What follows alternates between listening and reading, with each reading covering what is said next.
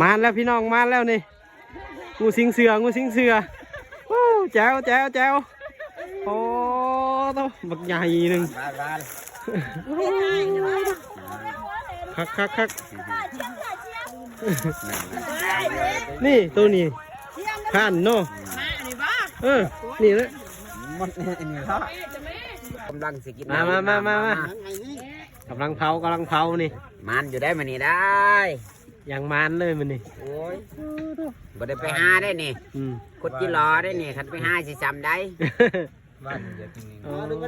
วันนี้ก็ร้อนตีเอาก้มขักอะไรวันนี้ก็ได้ซิงตะโลซิงตะโลมอดอีไงซิงอะไรบ้างซิงทองบ้างอันนี้ซิงเสือเนาะกินซองโทนวันกับเครื่องน้อยยังแล้วประธานกินจำเมื่อกันงานผักเกิดก็ยังวะจนพ่นก็ยังอยู่จนพ่นเลยกูปลาโต๊ะอาหารบ้านเฮาสุดยอดแล้วนี่ไปซ้ำนี่แล้วขับไปยังเนาะไม่ใช่ตีเขาทุ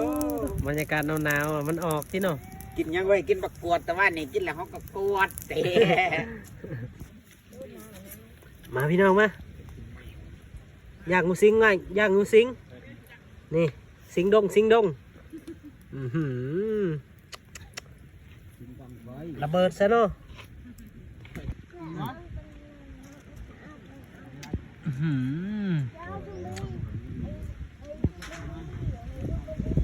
มาพี่น้องมานี่คัดเรียบร้อยนี่ผักเผาสมุนไพรผักเผาโอ้เคยกินบ่นี่เด้อคนจีนเด้อคนจีนเด้อ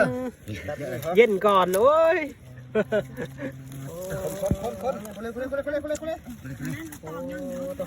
ย่างต้องกระยามันปะนี่แล้ว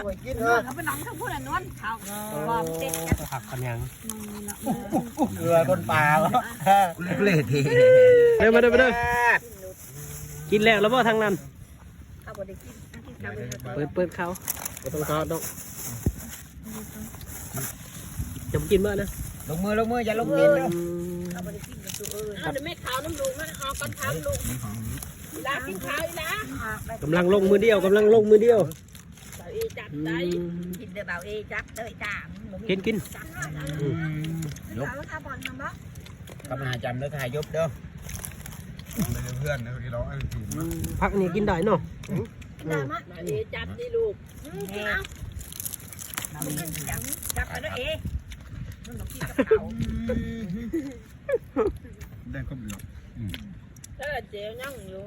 พ่อแล้วก็เจียวนั้นอีกนะมันลำเนาะไม่โดน